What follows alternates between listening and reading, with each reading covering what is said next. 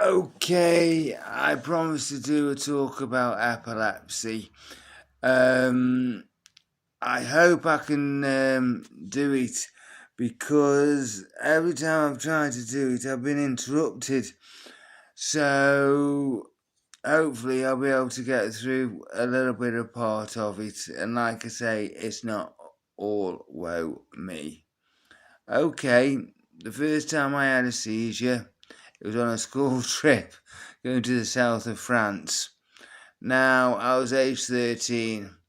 I woke up in the back of a French ambulance. I hadn't got a clue where I was, what was going on, because I'd never had one before.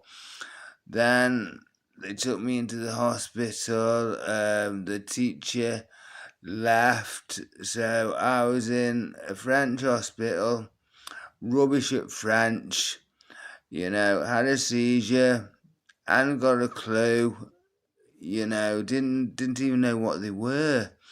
And then the next minute I know, they're taking me for something called an EEG scan, where they put all these electrodes over your head, right? And then they start flashing a strobe light in front of your face, like slowly at first. Then they'll tell you to close your eyes, open your eyes, close them, and it gets faster and faster. I don't know whether they're trying to bring a seizure on or whatever, I just don't know, but it's a weird sensation. And I was in that hospital for 4 days on a school trip, and we only went away for 7. So you can imagine that was a fantastic school trip for me. The first time I'd had a seizure. Then obviously get back to England, and I have to see an epileptic specialist. I'm sorry, but I'm still so stupid about when I mention his name. His name was Dr. Christopher Mann.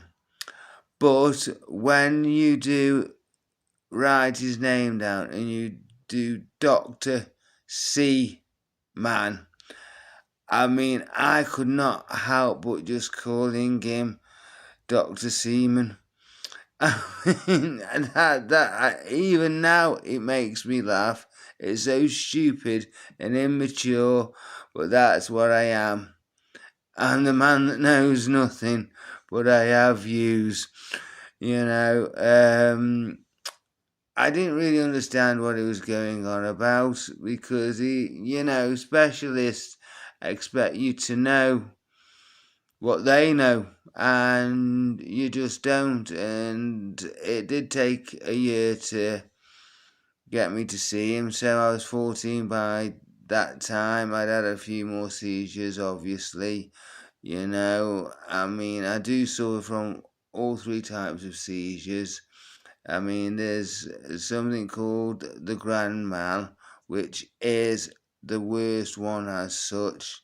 Then you have the petit mal, which is not as strong as the grand mal. And then in the middle, you have something called a semi-complex seizure, which is so strange. I'll just talk about the grand mal. That's the one where you drop to the floor and your muscles, body goes rigid, shakes, you'll bite through your tongue, you'll bang your head, you'll come around with bruises all over your face, on your arms and legs, especially at first when nobody knows what's going on and how to help you. Now, I'm going to go on to the third one, which is a petit mal. Now, that's not bad at all. You can cope with that.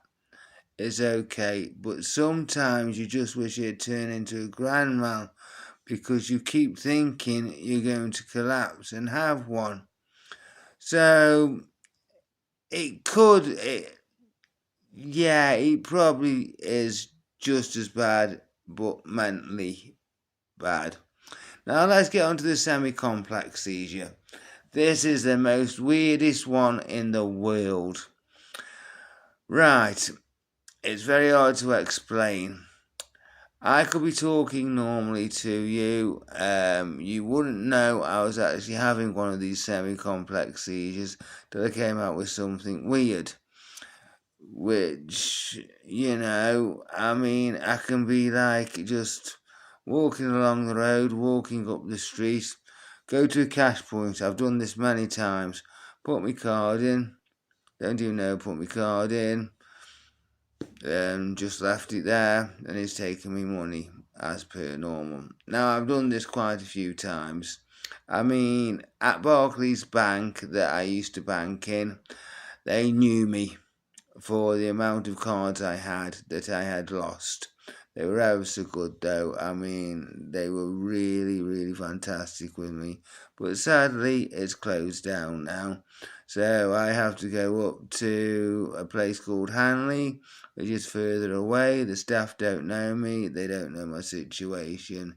So it's a little bit more difficult dealing with them. But luckily, with the app on my phone, which is great, which comes in so useful because I always forget my PIN number, which is terrible. There's so many things that can happen in a semi-complex seizure. Now, here's a little bit of a funny story for you.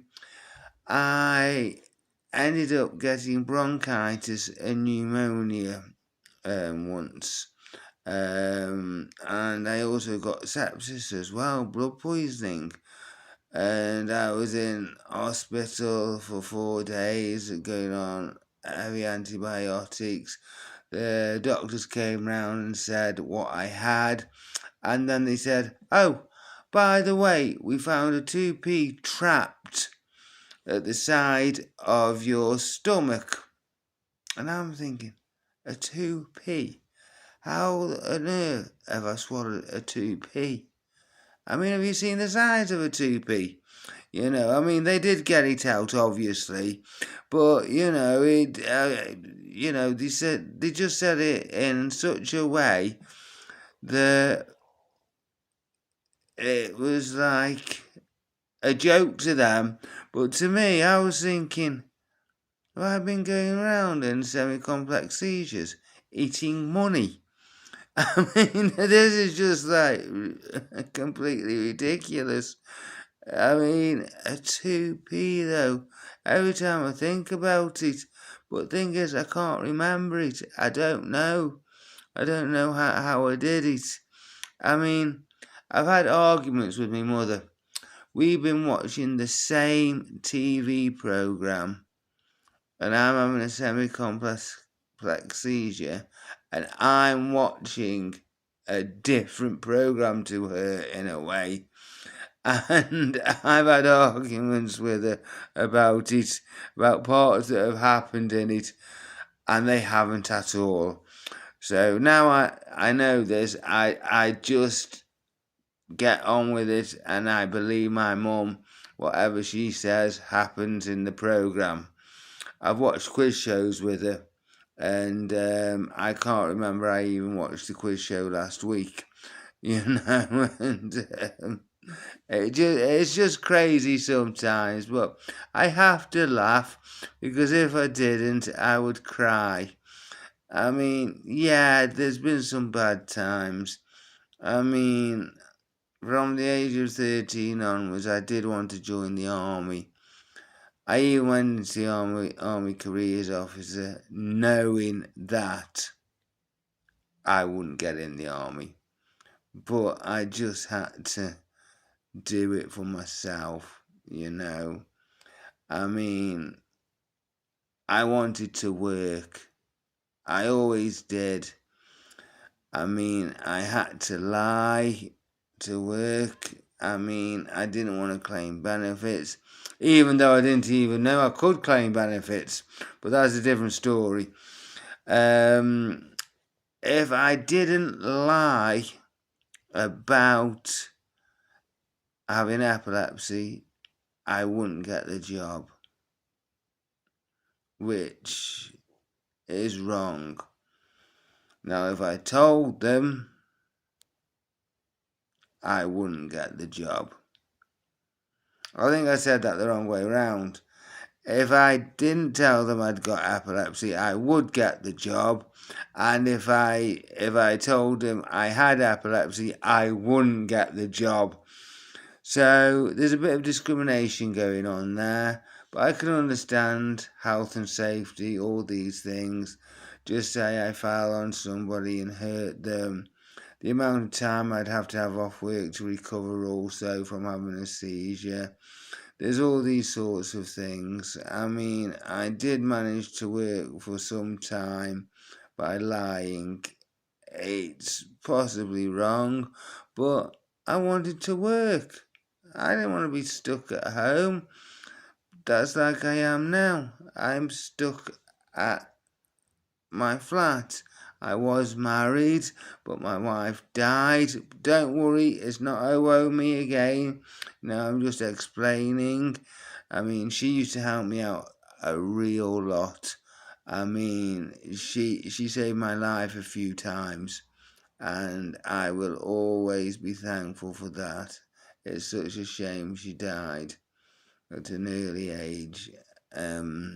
Yeah, it affects me a little bit now, but I still haven't mourned over the loss of her. She really did help me out, all the things she did for me, I could never repay, never ever. I mean, sometimes she helped me to get dressed, because I've also got like pins in my back. I had a trapped sciatic nerve, so they made my sciatic tract a little bit larger because it was too thin for the sciatic nerve to run down.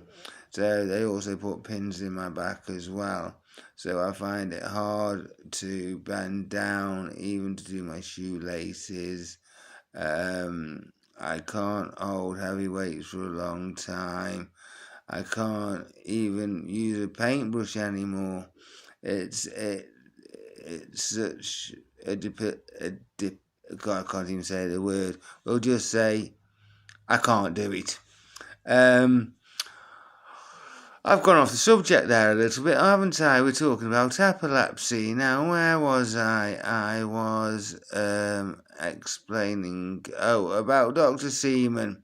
Yes, he was brilliantly just funny to me at that age.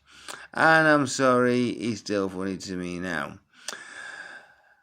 The drugs they put me on, well, if you think about epilepsy for 37 years, think about the different types of drugs I've been on. I mean, all they do is they increase the dosage of the drug until you stop having the seizures. Which is crazy in a way. I mean, some of these drugs are very powerful and quite dangerous. I mean, I was on this drug called Capra. All they did was they kept increasing it. When I went for a review once, they were shocked to find out how much I was on. Basically, I was on 4.5 grams of Capra a day. Now, that's a lot. It is a high dose, especially for the age I was when I was taking it. But then they just whipped that away from me, put me on something else, which, I tried that failed. All the drugs have failed so far. Now, the only drugs that have worked, but they will never put me on them because they just didn't believe me. I mean, it's so wrong. I had a doctor in Ashley. He was fantastic. He put me on diazepam and temazepam. It was only 5 milligrams of diazepam and I think it was a 20 milligram temazepam at night. And for 2 years, I never had a seizure. Then all of a sudden, I moved, they took me off them drugs, and my seizures started all over again, getting worse and worse and worse. Like I say, the amount of times I bit through my tongue, it's the worst pain ever. I mean, if you ever see anybody having an epileptic fit, don't put your hands in their mouth, because they will bite your fingers off. Now, that's not an exaggeration, that is the truth. I mean, it sounds quite gruesome, but they used to try and put a spoon in your mouth, and then that would destroy your teeth. So, it's either destroy your tongue or your teeth. Now, I've bitten that many times down the side of my tongue that I've lost sensation in my taste buds. I mean, over the years, which I'll get into in the next part, the amount of injuries I've suffered from and the stupid things I've done, and I'm still here, I'm still coping. I mean, it was nice for my mum to know my wife was living with me, and if anything happened, she knew how to deal with it. She knew if she had to call an ambulance or not, because you don't have to all the time. But if the seizure lasts for over 5 minutes, then you have to call an ambulance. I mean, I've gone blue, my lips have gone blue, and I suppose that's quite dangerous. But I've always been okay, and I always had to tell the ambulance drivers, sorry, I don't want to go to the hospital, I'm okay now, I'm alright, I don't want to, take a bed up, and all things like that. But they always insist, and I feel that I shouldn't be there, because I have now sort of recovered. If I've got somebody to help me get home, then I'm okay. I have signed a lot of those forms when the ambulance people have come, to say that I'm not going to go to the hospital. I felt as though I wasted the ambulance people's times, the paramedics' times. I mean, they've been fantastic with me. I cannot fault them. Our NHS service is like the best. I mean, the amount of times they've come out to me and helped me, it's unbelievable. I can't thank them enough, and the specialists, especially Dr. Seaman. Once again, I'm smiling when I say his name. He was a very serious man. No, and me being young and immature, and I still probably am, I could not help but laugh, because he was just very serious. I'm probably going to have to stop here now. This may have to be a 3-part one, actually, because I've been talking for 20 minutes. I didn't even realise that. I hope you do listen to the other two. Please press the button that subscribes you to my channel, because that will help me out a lot. Just please, it'll take you 1 second to do, and then you know when I'll be putting up podcasts. I hope they will be getting better, because the first few I did when I reviewed them, I don't know what the hell I was thinking. But please just press that button, subscribe to my channel, and you'll get all the content that I bring out. So thank you just for listening to me, and I think this will be a 3-parter. Okay, take care now, and just remember, I am the man that knows nothing, but I have views. Take care, people. Thank you very much.